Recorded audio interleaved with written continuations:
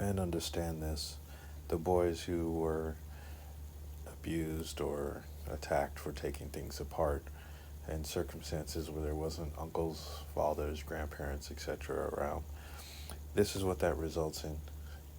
After my woman had cleaned the microwave, we had a bit of an issue, and I proceeded to take things apart to clean it more thoroughly. Obviously, it's an old microwave, and there was buildup on the inside, etc.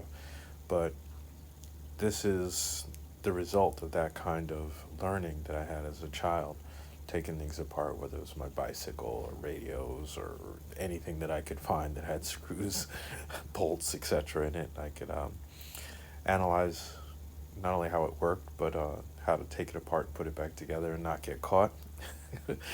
This is something that now I could be appreciated for, but I actually had to get through that hard part of being told that, like, you broke it, what are you doing that for, you shouldn't be touching that, you could get shocked. Yes, and I know, even as an adult, there's power to this microwave and I should have turned it off.